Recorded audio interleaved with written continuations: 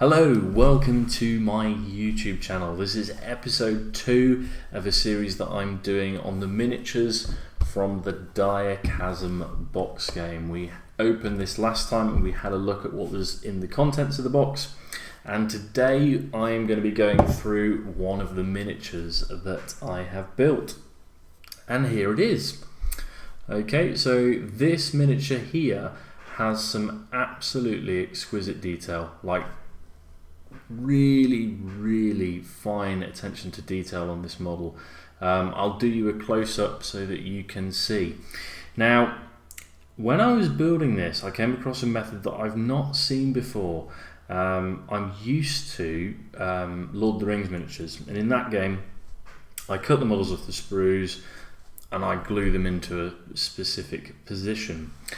But with this model here, we use the push to method. So it just means that you can push the pins of the model in place and it goes in the correct position.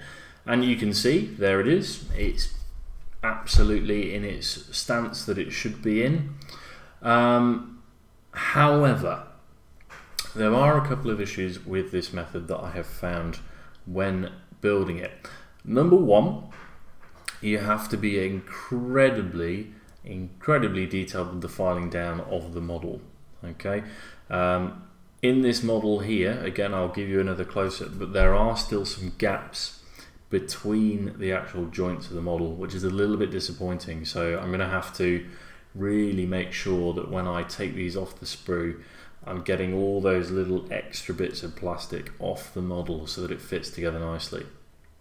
Second of all,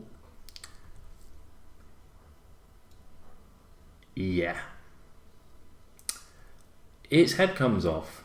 So push to method, not a fan of it so far, if I must be honest. It's definitely going to need some glue, so that is something that I'll be doing. I'll be taking this model apart again and going through that process and just sort of filing it down a little bit more and making sure that it's all glued. So a nice idea by Games Workshop in order to push it together. Not one I think works in practice though. I think it needs a little bit more thought into how that's going to work. But otherwise, absolutely incredible detail on this model. I'm really happy with how it's turned out, and I'm really going to enjoy painting this. So yeah, can't really complain about the detail, just the building process of doing it. Okay, but apart from that, absolutely fine. So I'm going to get on with getting the rest of the models off the sprue, and you can see where I've taken the parts from that model away, but I've still got quite a lot of parts to take off the sprue, and that is what I'm going to do now. In fact, rather than you sat here watching me build this, I'm going to skip ahead, get some sort of montage going, and we can catch back up once these are all built. I think that's a better idea. Hello, so welcome back to the video. So actually, it's taken me a couple of days to actually get these built. A few things have got in the way with school stuff and things like that, which is just general life stuff. But they're now all finally built.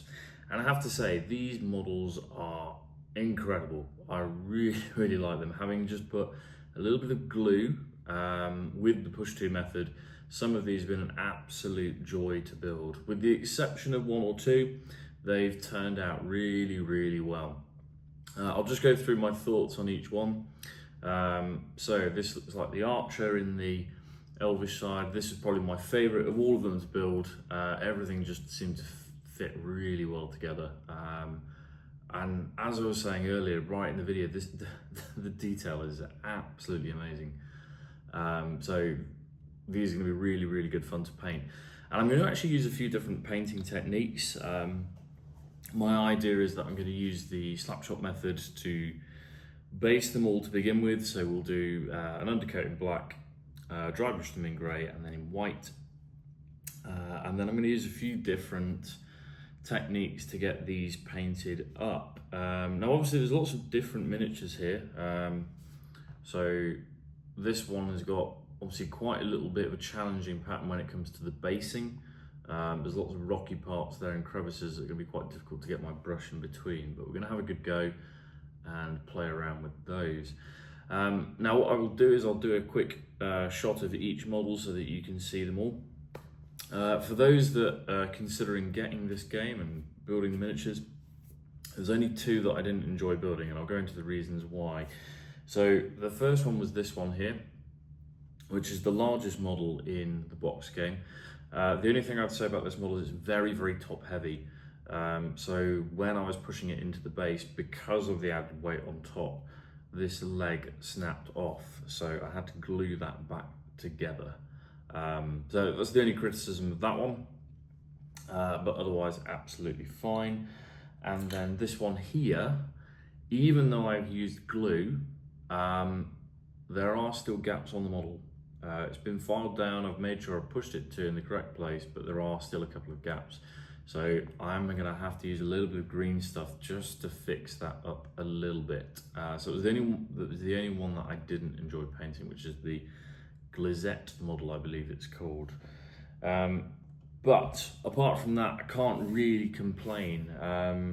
The standard of models is absolutely exceptional, and it, you know, just the detail, as I was saying earlier, can, you know, just for the patterns on the weapons, the cloaks, everything on here looks like it's gonna be really good fun to paint. I can already get my imagination going to see a few different effects that I can come up with. Now, as to what I'm used to, these are the types of miniatures here with the 25mm bases that I'm used to painting. So this is kind of the size of model that I'm used to painting beforehand. And obviously that's only the case for two of these miniatures. So these two here are on 25mm bases, and the rest, apart from our big chappy here, are on what I think are 35mm bases. Okay, so slightly bigger, or a slightly larger scale of model as well. Now, obviously, part of the reason of doing this YouTube channel is also to grow my painting expertise and my learning. So if you guys have got any tips on how to best paint these, or maybe different ways that I could do my painting, I'm all for hearing that. Okay, so I'll be doing a little video on each model as I paint it up so you guys can see the progress. But as I said, I'd love to get some advice on some painting techniques, things that I can try. Now, unfortunately, one thing that I was hoping to do is to get an air gun and try and get some air spraying going. Unfortunately, I can't get the parts for that out here at the minute, so it will just be my brush for now. So for those that say to try an air gun, I will do one day, and definitely I will be putting that on the channel, but it's just not feasible at the minute. So yes, if you do suggest that, it can't do that at the minute, but any brush techniques or different ways of using my brush, I'd love to hear from you guys. But yeah, I'm really going to enjoy this particular series of painting these models. I mean, just the stances on some of these models and the way that they're put together. I mean, the cloaks, I can already think about some really nice effects that I can add onto this cloak. There's some really sharp and jagged edges here. Oh, it's going to be really exciting to highlight and go through all that process. So I'm really looking forward to it. But thank you for joining me on this building journey and this video. As I said, I'll do a few close-up shots so that you can see each model, and then I will release another video painting each model going forward. But thank you for joining me for this episode, and I'll look forward to seeing you in episode 3. Thank you very much.